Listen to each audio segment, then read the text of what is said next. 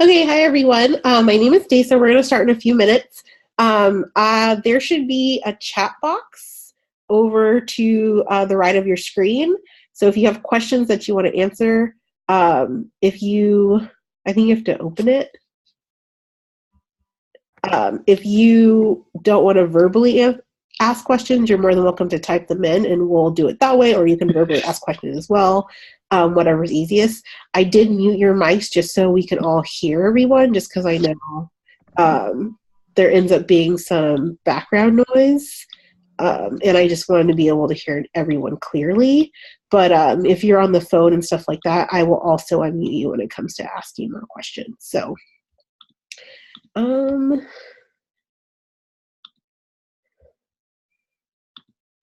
you want to do introductions first? Okay. So thank you for coming. I know that there's a lot going on in all of your lives. I know you're very, very busy, as I am as well. So I really appreciate you being here. My name is Desa Karye Daniel. I am a doctoral student currently at Kansas State University in my second year. I'm also the Div45 student representative, and I'm working with CARE today, and I will have our representative from there introduce herself. But we know that right now is a busy time for all of you thinking about applying to doctoral programs. A lot of those applications are coming up really quickly, so we wanted to be able to answer some questions about tips and tricks that worked for us to move into our programs, some of the things we looked for, all of those things. I think altogether I applied to 15 programs, which ends up being also very expensive, and so we can talk a little bit about that process as well, and kind of like how we chose our list, kind of all of it. So this is really, really informal. I don't want you guys to feel like you guys can't ask questions, because we just wanted to start the Q&A and give students as much information as possible.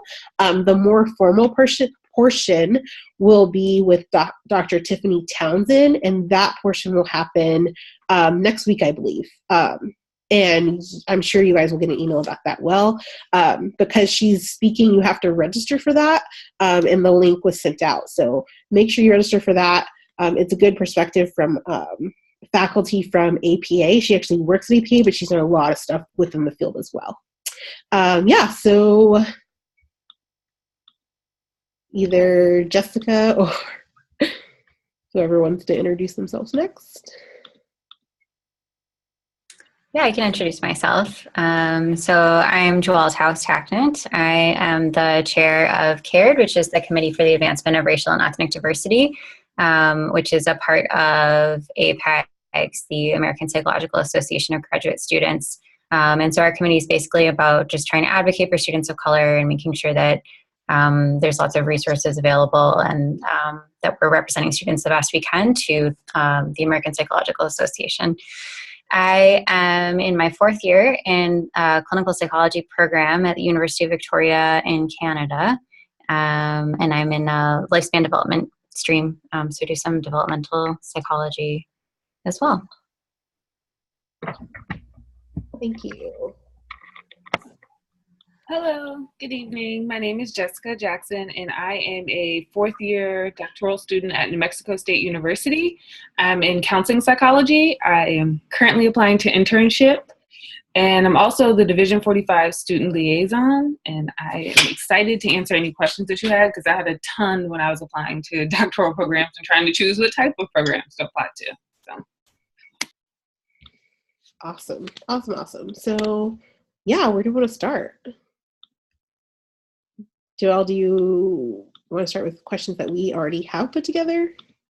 Sure, yeah, maybe we have some questions that we anticipated you might have, so we can start with that.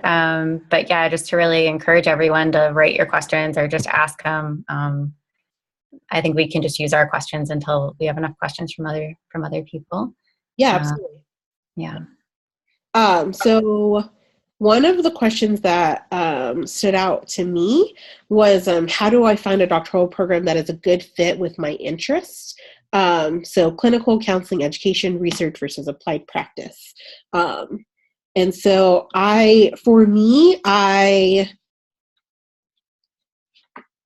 sorry, I had to think about this. So when, not as if it was that long ago, let's be real, but when I applied for programs, my main focus was I had 3 non-negotiables, and number 1 was funding for me.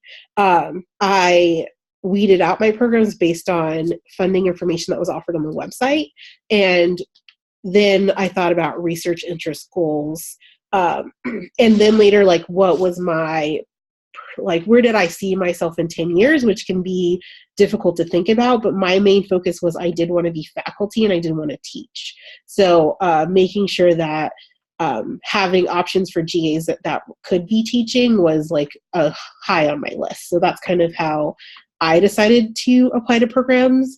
And then of course I always include a couple of programs that are just have predominantly had fantastic names attached to them. So like I applied to Columbia, I applied to Boston College, just because most of my research is on African American college students, and I had read research from faculty who were already there. So I knew that going to that school, I might be able to work on that, and that was just a highlight for me.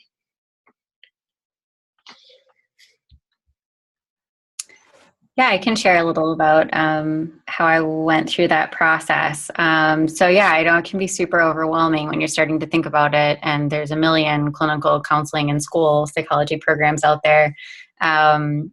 I talked to my advisor, and they recommended this really helpful book that I'll just put a link to it here.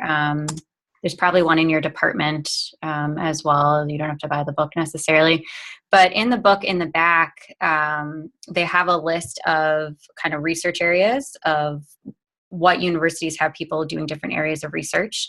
And then they also rank programs according to a lot of different things. So how practice-oriented is it versus how research-oriented it is. So for me, I thought, okay, scale of 1 to 7, 7 being super research-intensive. I'm probably at like a 4. I want to have kind of a good clinical research balance. So that helped.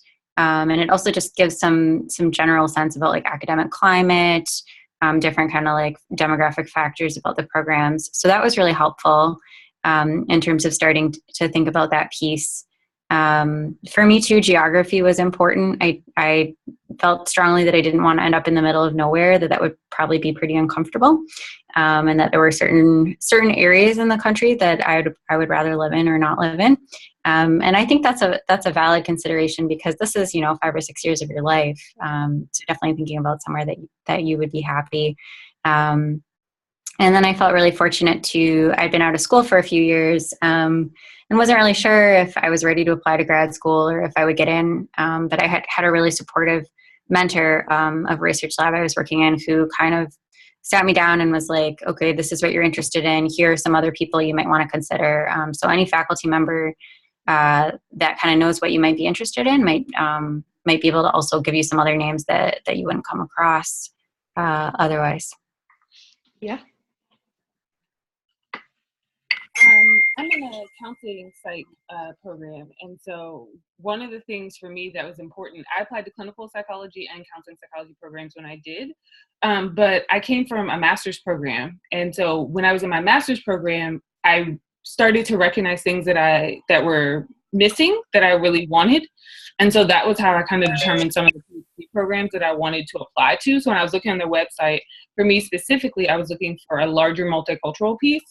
I mean, ultimately, I chose counseling psychology over clinical psychology for the social justice piece, and learning a lot more about counseling psych. So just as kind of a PSA, I think sometimes when people are looking at the two, counseling psych and clinical psych are actually they have a lot in common when it comes to the being applied psychology. But the difference is the social justice piece for counseling psychology, and that ended up being a lot bigger for me the more I read about it, and even when I interviewed and learned about it, than I had anticipated. So it was easier for me. I made a list of things that I was really looking for, and also thinking long-term career, a PhD versus Psyd. I applied to both programs as well, but ultimately for me, a PhD, I was like, I wanted the option to be able to teach and do more research if I chose. And originally I thought I wanted to be only clinical. So I really was heavy for Psyd programs. But I think the more that you research the programs in the schools, that might change for you, and being okay with that. A lot of the things that I looked for when I applied to programs, and even when I applied for the university I'm at, my research interests, my clinical interests, all of that has changed. So being flexible with yourself and recognizing that you don't have to put yourself in a box necessarily when you apply and say, I'm only doing this, I'm only sticking to this. Because you might be surprised if you allow it to be open a little bit. Yeah.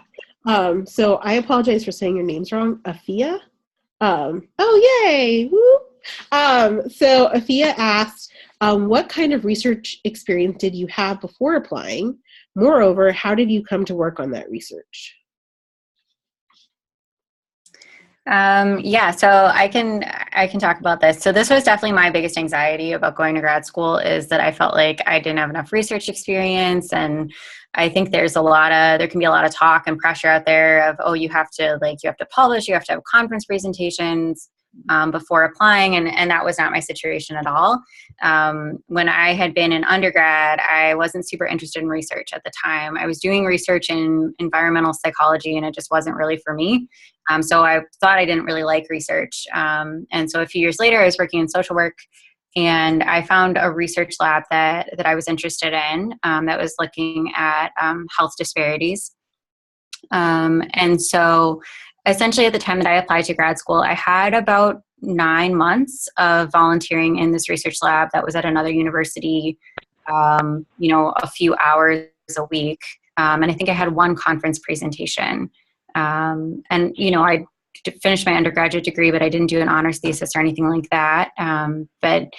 But finding that right place to be and being able to connect with, like, okay, this is research that I care about. I care about health disparities. I care about the impact of discrimination on mental health. Like, these are things I'm passionate about. Really helped me to have a clearer vision of what I could present in an application of why I would want to do this work going forward. And so I think, it's not necessarily quantity of research experience, but how much you feel like that research really speaks to you and is what you want to do, and something that you can kind of make a clear case for yourself in an application of what you want to pursue. And in terms of the how did you come to become interested in it, I think it's a little bit of both. Like, there's things that you're always interested in that you kind of meander down a path, but staying open is really important. And I guess just one example of that is, the population that you might be doing research on could be very geographically dependent. So, for myself, I'm really interested in constructs like identity and discrimination. And I've done a lot of work with immigrant individuals, but who is in that population would depend on geography. So yeah, I guess that's a little bit about that piece for me. I did a couple of research questions at once. I'm gonna try to answer them in my same answer to the first one.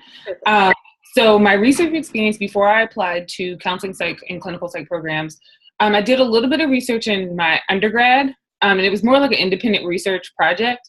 And then in my master's program was heavily clinical. And when I decided to apply to PhD programs, I kind of sought out research opportunities on the campus. And so I did a little bit. I think I got the foundational skills for qualitative in my master's program. And so I say that to say, I'm not sure always when you apply to programs if it's a type of research you do versus having a skill. So in both projects, I don't think that my role was huge, but it was more about learning the skills. And the projects were projects where I pretty much was like, I'm here to learn. I just want to learn how to, even like data entry is still something that is a skill. And when I look at how did I determine my research interests with my clinical interests, for me, the two were actually not all that similar. And I think that that's okay. What I've learned is that when you're looking for your research interests, being broad, because when you apply to programs and even when you go on interviews, they recognize that you're still developing.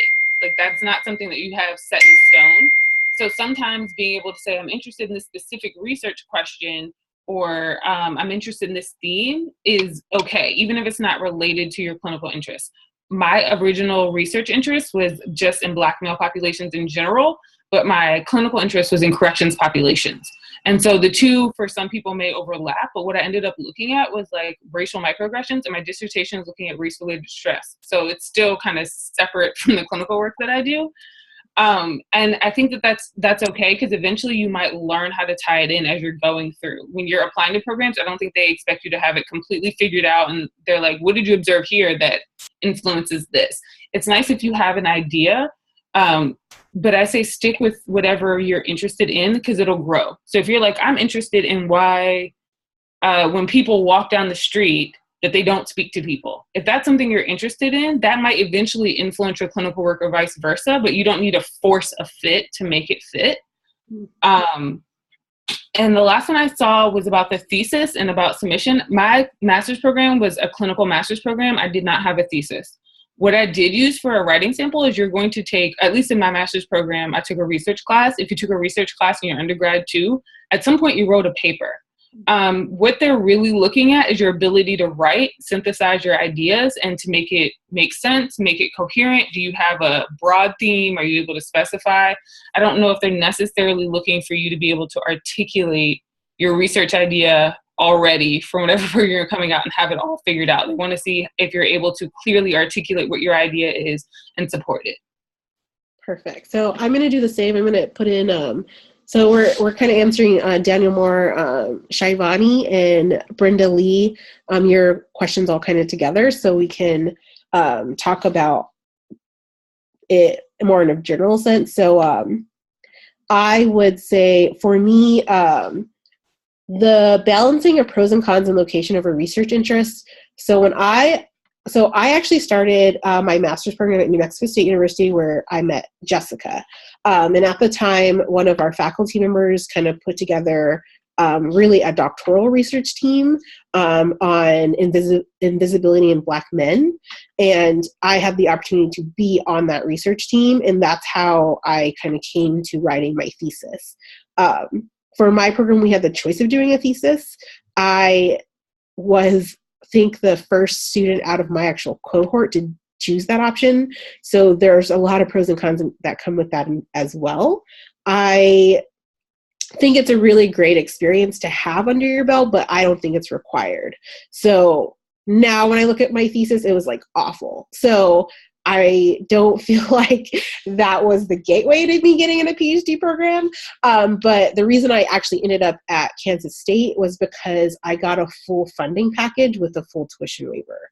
So for me to choose, it kind of came hand in hand. Funding was number one for me. And getting that waiver was like a solid go. But when I interviewed with them, they were very big on students deciding what they wanted to research and faculty helping them research their own interests, versus some programs have a different model of where your faculty advisor, your faculty chair, you'll do the research that they're doing. So when I interviewed, that was something big for me was, hey, can I still do the research I did in my master's program because I want to do it for my dissertation? And they told me that that would be fine. So Brenda Lee said, to what extent do you need clinical experience prior to applying to clinical psychology or counseling psychology schools? Also for schools that ask for writing samples, if we did not do a thesis, what would be a good submission?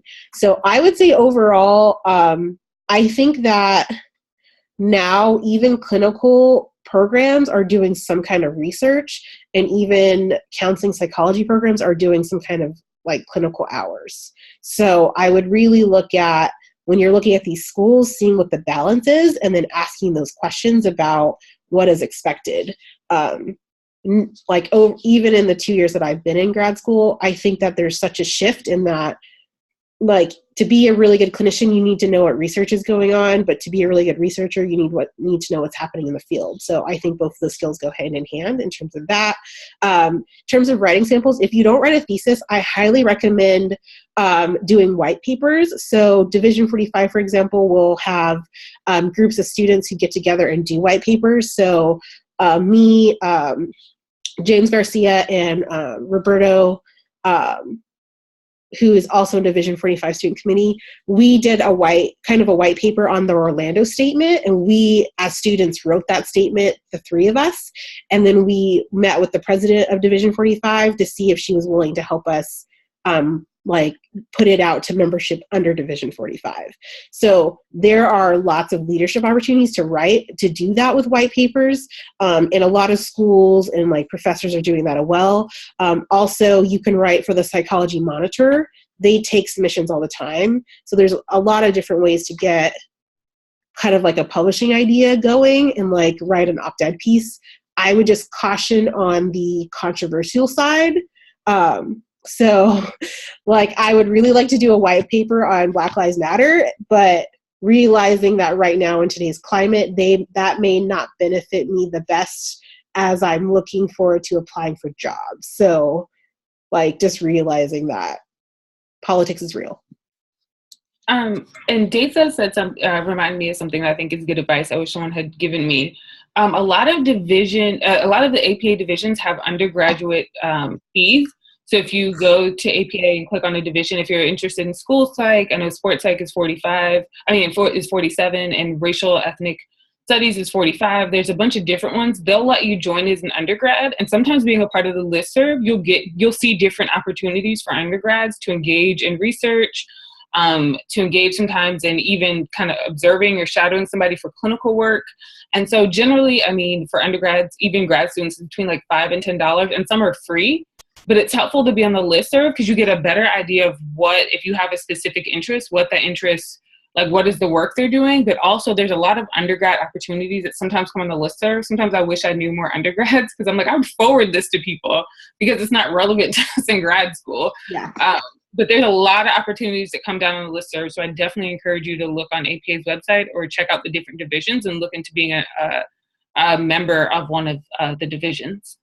Yeah, so I'm going to give Joelle an opportunity to answer as well. And then if you could also touch on, do writing samples have to be publishable materials? Sure, yeah, and I'll try to tie in Ebony's question that came up as well here.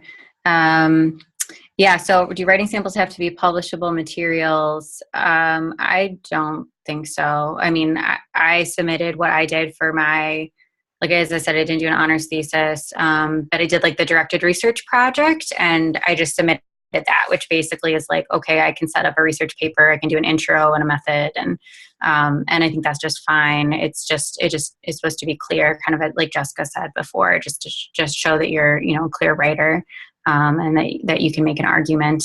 And I think in terms of your total application, the writing sample is less important than your personal statement and everything else that you're putting together that's really telling the story of who you are as an applicant.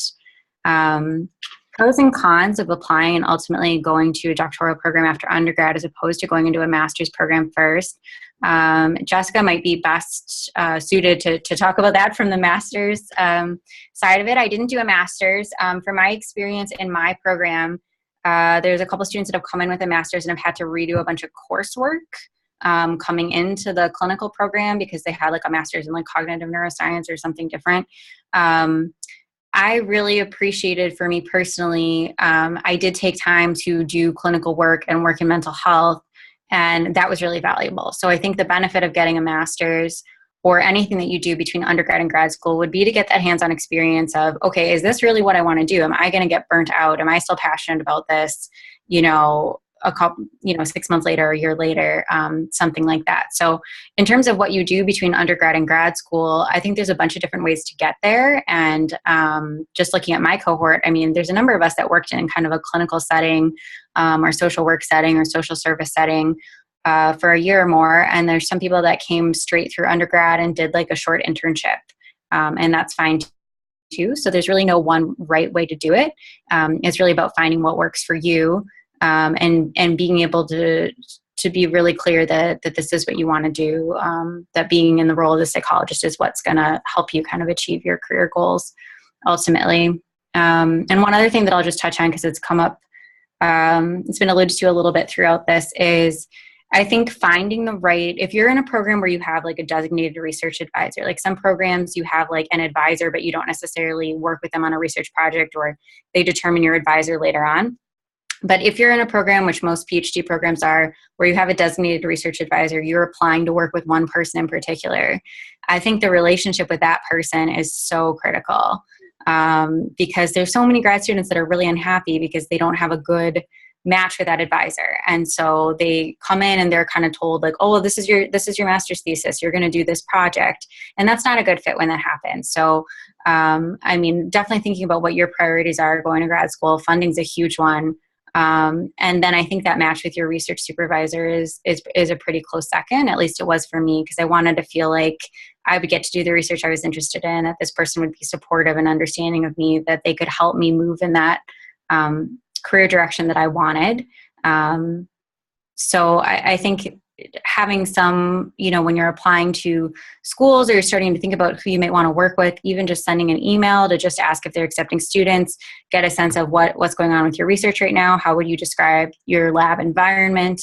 Asking those questions can be really good up front, so that you make sure that relationship is a good fit, because it'll be a pretty central relationship in your graduate student life. I'm really glad that you touched on that as well, because when I did my master's thesis, my actual advisor wasn't even on my master's thesis committee. I had someone else who was willing to help me do it, which ended up being fine, but navigating those politics can be daunting for anyone, especially if you're just starting out. And I think everything you said was just spot on, especially in terms of like pros and cons of doing a master's first. I wasn't 100% sure what I wanted to do for my grad school experience. So I started a master's clearly because I knew that I wanted to work more hands on hands with students. And a mentor told me that going into counseling was what I should be, I would be great at. So my undergrad's actually in microbiology, and I made a dramatic shift, but I needed to go to my master's program first. I don't think for me as an applicant, I would have been very strong to switch from an undergrad in heavy STEM sciences to a counseling psychology doctoral degree. That just wasn't a clear pathway for me. But I do think that, especially in today's age, you have to be able to supplement some of your clinical experiences to make you marketable for the PhD. So my master's offered 1,000 clinical hours. So I had 1,000 clinical hours when I applied for a PhD program, which was huge for me over some other students. I don't think they necessarily had those experiences.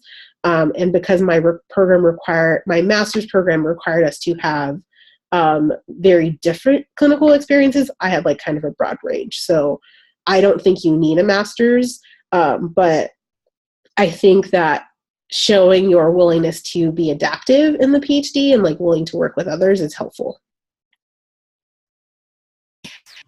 I'm going to be honest, I might be a little bit biased because I'm applying to internship right now. So having a master's is really beneficial for me right now. Depending on the type of psychology you want to do, which I think you need to be that is one thing you might need to be clear about, maybe more so than necessarily a research question, is the type of psychology that you would like to do.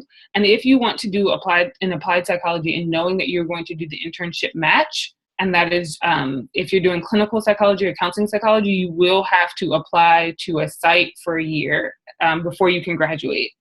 And so there's almost 4,000 students every year that apply. In that case, having a master's degree is very helpful because you have to count all of your hours. So if you decide to do clinical or counseling psychology, the entire time you're in the program, you have to keep track of all of your practicum hours. And I mean all of them. At the end of each semester, somebody needs to sign off and say, yes, you accomplished this many hours. Because when you apply for the match, the form asks, and your director of clinical training has to sign off on how many hours you have. You can, however, if you're from your master's program, if they verify them, count your master's hours for your API form when you apply for internship. So if you come into a clinical counseling psychology from a bachelor's and you want to graduate in about 4 years, considering that you need to get at least 500 hours of clinical work, and that's face-to-face to be competitive in the match, you have to balance that against your research. I came from a master's program. I came from George Washington's master's program, and we had to do 350 clinical hours to graduate. That helped me tremendously in my doctoral program because then I was able to not have to do as many clinical hours in my doc program, and I could kind of balance a little bit. I do have people that are applying for the match in my program now that came from our bachelor's program. It is completely doable, but they also had to find some balances of what they wanted to do and how much they could commit to things like research or outreach, because you do have to get those hours. And it can be tricky to do, especially if you have a family or something like that. So I think when you're thinking about a master's program, it kind of goes to the type of psychology you want to do and what your end goal is. It can be helpful to have some of that experience coming into a doctoral program. I didn't have as much research experience, but I got that in the doc program. And the other question I saw about the writing samples having to be published, if you knew how many doctoral students graduate and have never been published, guys, like that should make you feel better. People go through whole PhD programs and do not publish. So I think applying to one and publishing, I mean, that's a great, huge advantage, but it's really ambitious because there's a lot of people that are, that graduate and are licensed psychologists or developmental psychologists or, have a PhD in psychology and have never published. So I think, like Joelle said earlier, and I mentioned, they're kind of just looking to see how you write. But if you have something publishable now, I mean, that's awesome. You will really stand out if you do. I'm really glad you said that, Jessica, because it's also now, like, I feel like especially even at APA, we kind of have these discussions a lot. Like, just because it's published doesn't mean it's good work. There's a lot of different ways to get published today. Now you can actually pay to be published. So having a strong writing sample and like Joelle said earlier, you need to think about your whole package. Like, this is a whole package. They're not just like taking students based on writing samples, because you can be a stellar writer and your GRE score could be like a 2. So it's just not going to help you in terms of that overall. I know that there's a lot of questions about research and publishing. I want to be able to switch it just a little bit and highlight another question I saw, which talks about the overall application, which is, who should I be looking for to provide a letter of recommendation? What is important to include or have highlighted in a recommendation letter?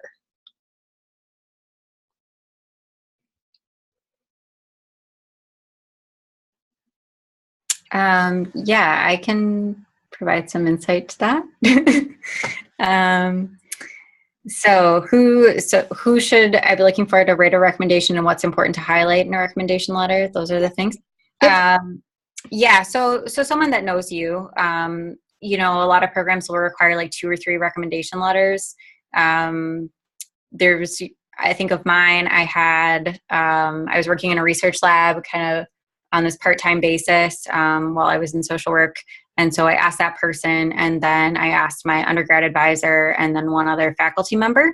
So there were definitely within that group some people that knew me a lot better and knew my work a lot better, and were going to be able to write a more personalized letter.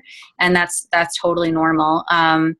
I think the thing to do, and I was really nervous about asking for the letters. I'll just say that I probably drafted probably 6 or 7 emails and was just correcting apostrophes and everything before I sent the thing out. Like, I was just really nervous about it, but it wasn't actually that big of a deal. I think the main thing is to give people enough time to let them know, this is the number of programs I'm applying to. Would you be willing to write me a letter? This is kind of when the applications would be due. And then I think to help, your letter writers are probably also writing letters for a lot of other students. So especially if you're a little bit removed from undergrad, or even if you're not, or if, let's say, you went to a big university and there were a lot of students in the course, to just give them a reminder of who you are and what you did, and just make that really clear for them. So to remind them, I took this course together. I did my undergrad research project on this. Here, send them those documents. This is the paper that I wrote for this. This is what I'm interested in. This is what I'm doing right now. I shared my personal statement with some of my letter writers, just so they had a clear sense of the story that I was telling. And that helps them to make a more personalized letter. I had the advantage of having gone to a really small college, so I felt like I had a more personal relationship with faculty than people that might have come from a larger university. But yeah, I just think being organized and clear and telling them, this is essentially how I'm trying to represent myself in this application is a good thing to do.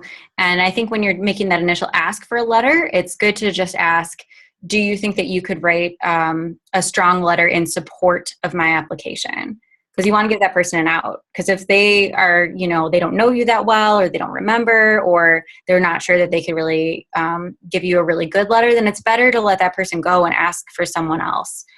So I definitely would ask that question up front.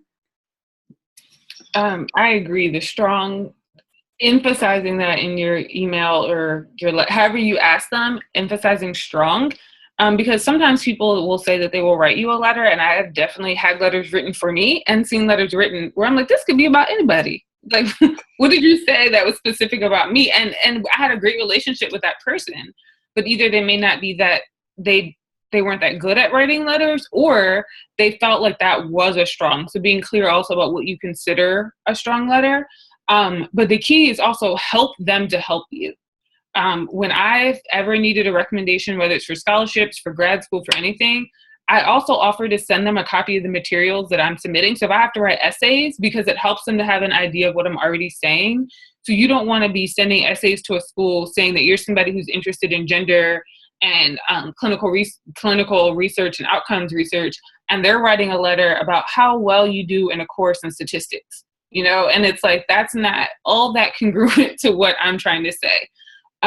So when you're asking for letters or recommendations, it's also good to either send them a copy of your CV or a copy, even if it's a rough draft, but so that they have a general idea of what you're saying and how you're presenting yourself, because they can help align what they're saying with that. The point of a letter of recommendation is to support your application.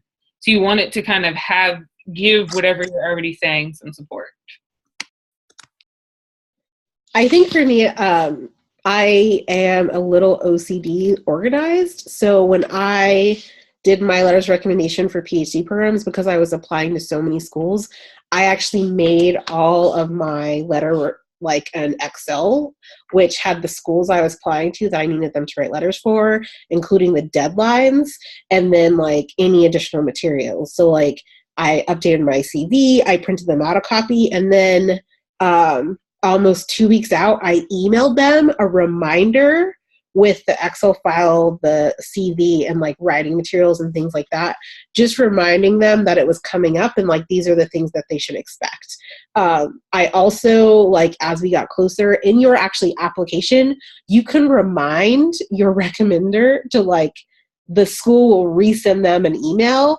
So like there were times when I was like, this is due tomorrow. Like, I'm not sure why you didn't submit this, but I'm going to resend you another one to remind you to do this, just because like Jessica and Joelle said, the people you're asking are probably so busy already that it may feel like you're almost like bugging them to get this stuff done. But if they said that they'll write you a strong letter of recommendation and you feel confident in the letter that they'll write you, then they're probably also doing that for other people as well. And you want to make sure you give them some space to be able to get that done. Yeah, and I actually use the same model when I apply for fellowships and other things as well, because you really want people to speak to who you are as a person and what that like application is highlighting. So like if you're applying for fellowship and they want to know all your clinical experience about working with people and they can't say anything about your clinical work, that's just not helpful for you, especially if you can't see the letter before they send it. It's so much time spent. You just want to feel more confident, and it will make the application process just go along a little bit easier. I would also add, it's okay to have a template. Create one, do like a mock email that you send to yourself and use that template, because the one thing is, if you do get into a doc program, the number of times you will ask recommendations is a lot. And so sometimes I was really uncomfortable asking for them for my doctoral program, and I felt like I was bugging people as I was applying. But you will ask so many different times. It's also a skill in itself, is being comfortable and being able to say, this is what I need from you.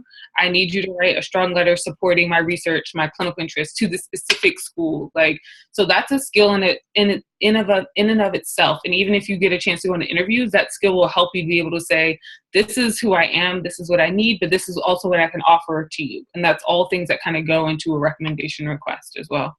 Perfect. So I am going to get to your question, Thomas, but I want to get really personal and ask you guys Brenda Lee's questions. So what is the community in your cohort like, and how do you feel supported in terms of a person of color from your program, your mentor, and your peers?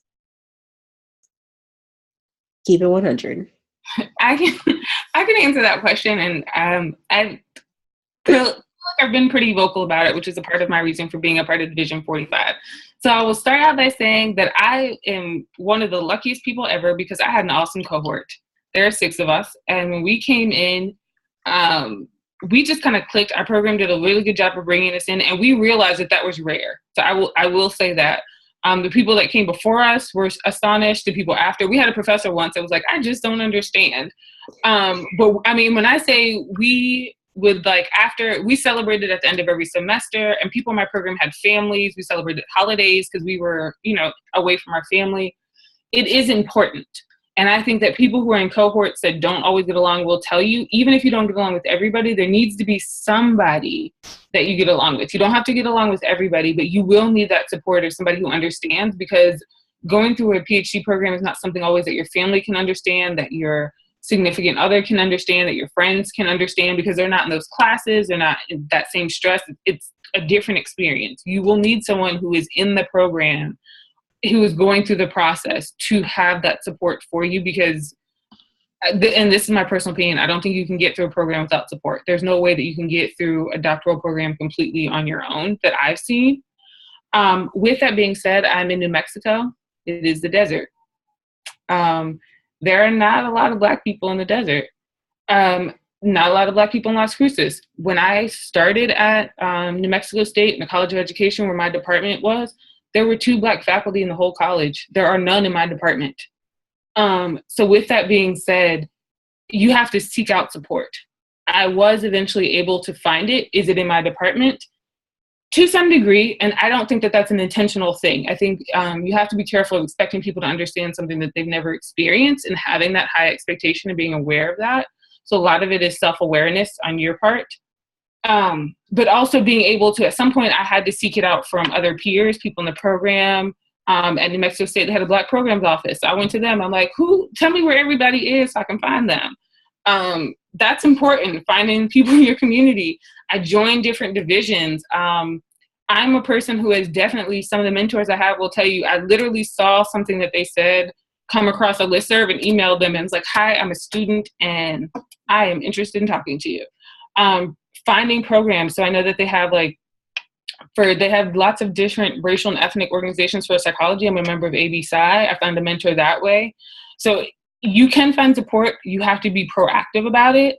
And also managing your expectations. So I know for the internship match for clinical and counseling psychology, there were over 3,000 people that applied for the match last year. 191 were Black. So you have to be also realistic about the statistics for your field. So the other thing is, it's not necessarily that there are not people who want to support you, there just aren't people. So finding that support can be difficult, and the statistics definitely vary for different race and ethnicities, and you can definitely find some of the information through APA as well. But being, when you have a number, you look at it, put it in perspective like that, I'm like, I also have to be aware of how much support am I expecting.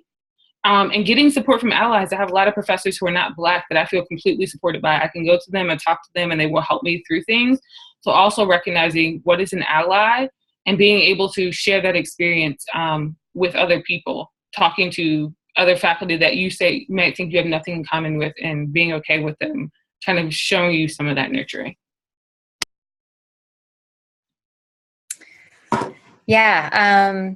So my cohort is a bit of a different experience from Jessica. So my cohort did not really jive super well together. Other cohorts above me did, and we just had some strong personalities. There's 5 of us. It's a small group. So, but I think that's okay. I have 2 really close friends of the 5 people in my cohort, and that's enough just to have that sense of it. Because in the beginning, it's like, those are your people. Those are the only people you might know in the whole city. And so you're kind of looking to them for social connection. And I think if you can at least find 1 or 2 people to get started, that kind of helps with making inroads. I feel like my cohort is at this point very cordial and generally supportive, even if we're not all the closest of friends. And the nice thing about a psychology program too, is you will have some overlap with other cohorts that are above and below you. So even if you don't have a really good connection with, those 5 or 6 other people, you have other people that you can reach out to in department. In terms of feeling supported in the program. So when I came here, though, I'm fortunate because my program in my cohort, the majority of us are people of color. There's actually only 2 white people in the whole cohort. So that's really nice. And it's a pretty diverse group. So I think we have a lot of different perspectives. There's a lot of support for different things that, that people encounter. For me, coming to the place that I am as a North African person, there's not a lot of Middle Eastern or North African people in this community. So that was an adjustment to get used to not having that sense of cultural community, kind of similar to what Jessica is talking about, of going to a new location and you're just kind of, okay, like there's okay. But I think, and the other, I guess, difficult piece for me is that there weren't a lot of like student organizations for Middle Eastern and North African students. There's more now, but there weren't in the beginning. So I really just counted on the support of other people, of my other peers from different backgrounds who could kind of relate with what was going on. I also came here from the United States, so as an international student, and there were other international students in my program. My closest friend in the program is from Trinidad and Tobago, and my other close friend is from France. So just to have that sense of other people to connect with on that level, even if you don't share all of the same background or all of the same challenges, that can be really helpful. And I feel like my advisor was supportive, and that was a big thing that I wanted. I didn't want to be in a program where I felt like challenges that students were having were being silenced or weren't being addressed, or that faculty didn't know how to deal with microaggressions or anything like that. So getting an assessment of that was really helpful for me. Yeah, so I would say for me, I was completely blessed to be at New Mexico State at that time, because at that time there's actually 4 African American women in our department as students. And I think that is rare. Like even today, I think it's rare. And so that was just extremely helpful to me, because my cohort was literally the Antichrist. Like the things that some people did in my cohort was just awful. The things that people would say to each other, like the amount of competitiveness going on. I think that it also hurt me in my master's program because there's 12 of us, which I know is not as big as master's programs can get. But because there were so many of us on so many different levels, I think it was really hard for us to connect. Because of my master's experience, I was not 100% like excited about being in a traditional cohort model for my PhD. And so I am not in a traditional cohort model now. I started the program with one other student of color. We are the only 2 students of color for the last 3 years. So the people before us and after us are all white. And so that kind of bonded me, and her name is Rebecca, together. And even though she has a family and I don't, we share a lot of similar experiences. So that has been super helpful. I can't highlight enough that you need to have support from somewhere. So at K-State, I cannot like stress enough what a PWI really is. So there are 2 African American women in my college of education, and I'm one of them. And me and her have joined forces, and now we're writing together. We do a ton of stuff together, just because I don't think you always need someone who looks like you, but it's helpful to have someone who doesn't think it's weird that you have naturally kinky hair, or just cultural things. Just it changes the environment.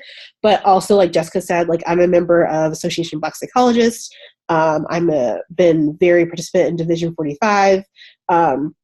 In reaching out to people, like I called Jessica like maybe twice a month. I text her all the time. I just met Joelle, and I've talked to her on the phone. And so it's like, just because you may not have someone with you in that same 6-person experience at your university, there is someone who you can get along with and who appreciates you as you are and all that you have to give at another school. And you just need to like meet them at APA convention or connect through them through another association.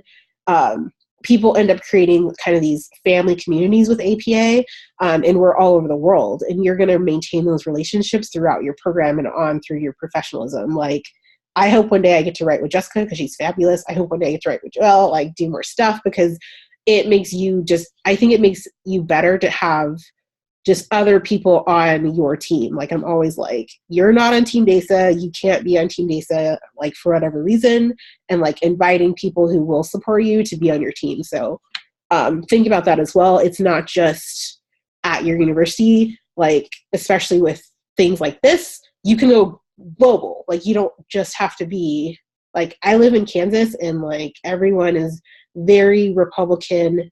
There's like there are only 400 faculty and doctoral students who are African American at my school. So like at K-State, which is a Big 12 school, there's 400 of us, and I know because we're all in an association together. So that is very realistic to what Jessica said. Like, you are not gonna show up at your university and like see 8 other people who look like you, which is, it's just not realistic. So switching gears a little bit more again, Thomas asked, what are your thoughts on getting a Psyd versus a PhD? I will say, I think it depends on, for me, it depends on where you want to go in your career. So all of my mentors, all of the people I look up to, all of the people who like have helped me get where I am now, all have PhDs. So I don't have a lot of experience meeting people with Psyds. I don't think that one is better over the other, but I think if you, like for me, I would like to be faculty, and most of the people I know who are in positions that I want have PhDs. I will say, Thomas, it used to be traditionally that the people would distinguish between the two, and they'd be like, oh, somebody with a Psyd only wants to practice. If you have a PhD, you want to be able to teach, do research, and practice. I definitely think that those lines are getting a little bit more blurred. That there are definitely people in Psyd programs who teach and do research, just like PhD programs. I think time is a factor. PhD programs typically are longer because it is the scientist practitioner model. So in any given semester, I am teaching a course. I am taking at least a minimum of 1 practicum, generally 2, and taking classes and working on a research project. And so that takes longer. I mean, if you work on a research project, it can take anywhere from a year or more. So typically PhD programs are longer. I would also say, think about your angle for career and really researching it. So I decided to get a PhD. I applied to Psyd programs. I want to work with athletes. My dissertation is looking at race-related stress and looking at Black male athletes. And I wasn't sure if I wanted to teach in the future, which is why I went the PhD route, because majority of faculty do have PhDs, but do not necessarily have to be licensed psychologists. But you need that PhD piece. So when you're really thinking about what you want to do in the future, if you're like, I'm not sure if I only want to practice, kind of even a simple Google search sometimes can be helpful, like looking at people who have the careers that you want, even if you don't personally know them, and looking at their profiles or their bios or something on their website and seeing what degree that they have, because that can make a difference. If you're like, oh, I want to specifically only do research, a PhD is definitely going to be more helpful for you than a Psyd. But if you're like knowing definitely I don't want to do any of those things, I just want to have a clinical practice, a Psyd is definitely going to get you through a program quicker just to be able to practice, to do clinical work. Yeah, I guess 2 main things I'd say about the PhD versus the Psyd. I agree. It's making less of a difference going forward. I think the most important thing is to make sure you go to an accredited program. And there are more Psyd programs that are unaccredited. So that's something you're just going to want to check. Make sure that's an accredited program. There is an internship crisis right now, which means, and it's, that so there's so many applicants for internship and not everyone gets matched. There's like an 80% match. So being at an accredited program is key for your career. With Psyd programs, I would just be careful too financially, because a lot of them are for profit. And so that can rack up quite a bit of debt. So those would be 2 kind of cautions, I guess, with that piece of it. I can maybe just answer Afia. I'm sorry if I'm mispronouncing your question. Okay, so let's put Afia and Shivani's questions together, because she's asking, so Shivani asked, I currently live in Trinidad, have so for all my life. What are some transitions that I can look forward to if successful in my application? And Afia said, I've heard a lot that suggests that PhD candidates feel like they need support and are on an island during the process. How different is the lifestyle schedule from, say, undergrad? Do you ever get to go home to your families? Do you get seasonal breaks? Yes. Okay, so for Shivani, I can connect. So my best friend here is from Trinidad and Tobago and came here, for the first time to go to grad school. I'm happy to connect you with her to speak specifically about that experience. I can tell you what it's like to be an international student, but not in the United States. So that's where I'm lacking a little bit of the knowledge. But I'm happy also to connect you with members of CARED who are doing a lot of work for international students in the US. There's a lot of transitions in terms of just immigration paperwork, getting a bank account, setting up a phone, getting hooked up with healthcare. There's kind of all those logistical things that are kind of the structural pieces. And then there's, of course, challenges for international students around doing clinical work. In terms of visa stuff, if you don't have the right type of visa, you're not allowed to work outside of the university. So I can just link you up with some specific resources for that type of thing. That might be helpful. But definitely there are lots of challenges for international students that I think programs don't always think about or aren't super aware of. So we're trying to make that, put that out more. Doing a dissertation can be a lonely process.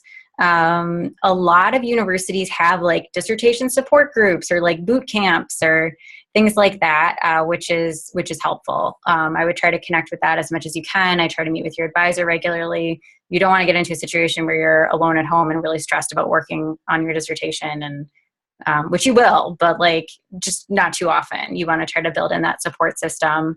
And hopefully there'll be other people in your cohort or other people that are going through that process that you can meet up to work together. Just, I think for all of grad school, it's about trying to build that support network and keep that in place for you as you're dealing with all the ups and downs. I came from working in the field and was used to kind of like being a professional and feeling like an adult. And then I came to grad school and I felt like a student, and I felt like I was back in undergrad again, and I didn't know what was going on. I was having an identity crisis. And so I just made some decisions in year one. I was like, all right, I'm not going to work on the weekends. Like, I'll stay on campus. I'll do my work until, whatever, 7, 8. But then like, I'm going home. I'm not working on weekends. I'm not going to bring work home. Like, I'm married. I have a family. There were some kind of non-negotiables for me with that. And you can do that. You can turn grad school into more of like a 9-to-5 job. Especially if you let go of some of the perfectionism, that's pretty doable. And I live far away. My family's far away from here. So yeah, I do get seasonal breaks. I usually take a couple weeks at Christmas and then go home for a month between terms in August. So that's important. That's important to build that in. And a lot of clinical and counseling psych, really emphasizes self-care. And I think to be practicing what you preach, you got to take those breaks. You got to have good balance in life, because otherwise you're not going to be as available to clients as you could be. I think that's a great question. I think if there was anything that I underestimated about a doctoral program, was the amount of support needed. Because coming from a master's program, I even felt more supported in my master's program, because I think that's something that people can understand. And it's not as, I think it can be hard to put into words how much time a doctoral program can take. So like Joelle said, you can structure it, but if you're going to do like a 9-to-5, you need to be committed, like treating it like a job. It's not, I think in undergrad, it was a lot easier for me. I would like go to class, go home, like take breaks, work. It's a little bit different because you have things like deadlines and you have commitments. So if you're doing research or something, like there's other things that you're working on that people are depending on. So I think it's different from grad school in that respect. You can get support for a doctoral program. I absolutely feel like I have support, but understanding that it can be difficult for people to understand who do not go into a doctoral program, because unlike sometimes, for example, I've gone on trips and I take my computer. I had a friend once who's like, you always have your computer with you. I'm like, well, for me, I don't want to, like Joelle said, work all the time. So there's times when I feel like I have downtime. I would rather get stuff done during that time so that I don't have to work all the time during the summer, or that I don't have to do other things. Because you'll know, like dissertation, it's not something you don't know isn't going to happen. So it's like, even if you're working on stuff slowly or building up to it, I think also I've heard everything from, how come you've been in school for so long? I've had people ask me, how come I don't have a job? And I'm like, they don't quite understand that grad school is a job.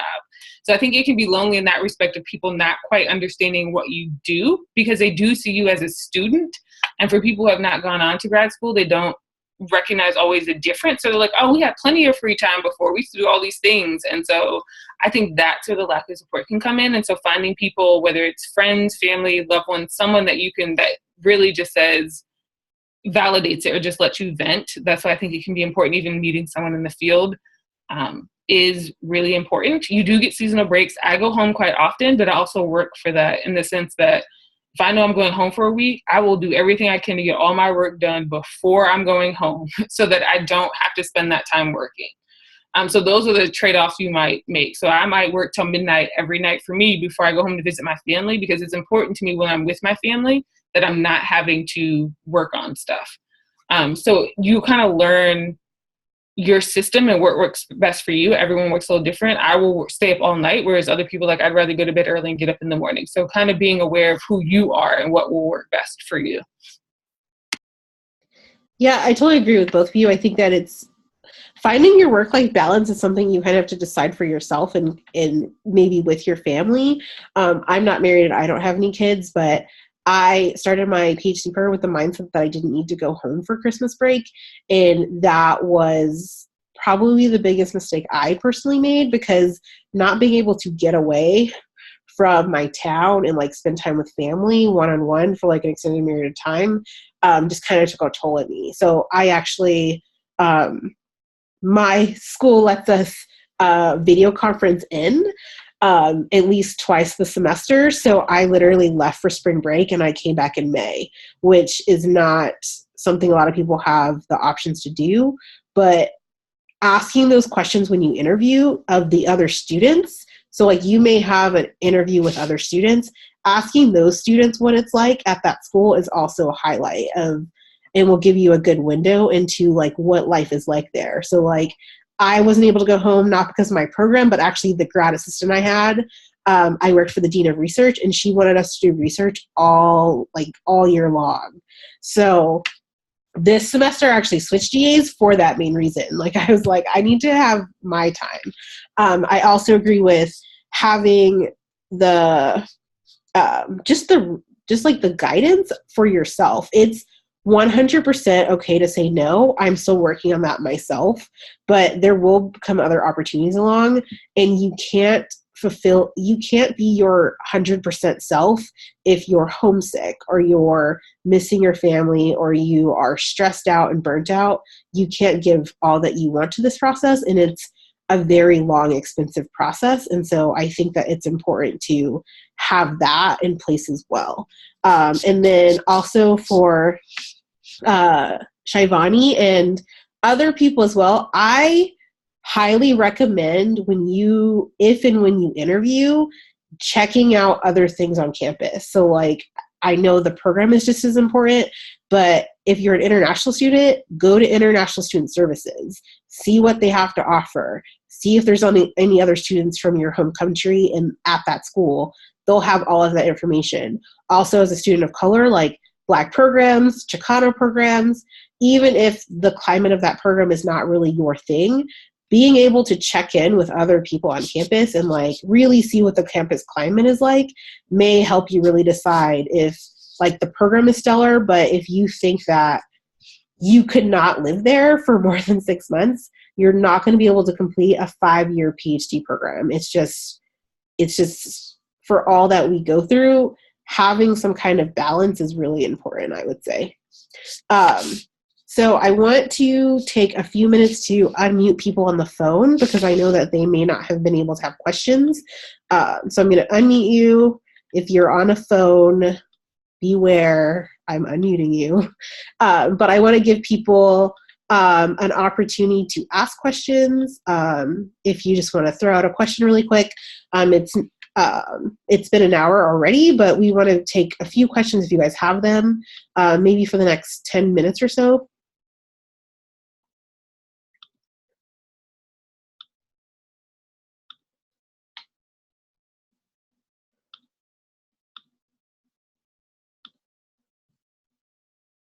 Don't be shy.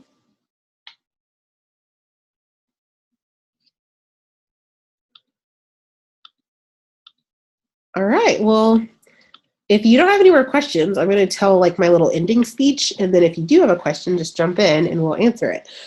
So like I said, today we really just want to give you some information about the journal process.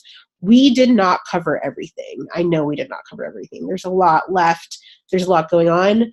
Please reach out to your association and your division. So if you are in a division, and your division has a student committee, feel free to email them. Students are super responsive in APA, especially because I feel like I'm responsive. So you can email me, Jessica. Jessica and I, all of our information is on the Div45 website under student committee. You can also look up Joelle. She is the CARE chair. So that will be under APA, APAGS, CARED. There's a little more of a process to get to her, but all of our information is up. I'm sure that none of us would mind answering emails from you.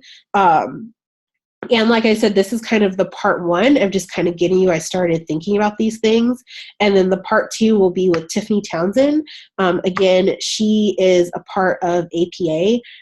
She is just fantastic. She's so nice. She's been so nice to me every time I meet her. And that, I think it just makes it so much easier, especially because APA can be a little stuffy. That's just in my opinion. And so overall, join us again.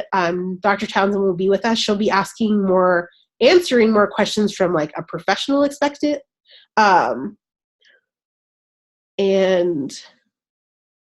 Quick questions. Okay, so Kayla Tucker said, I'm not sure who mentioned the book with the different programs, program info earlier, but can you post the link again? Sorry, I missed it.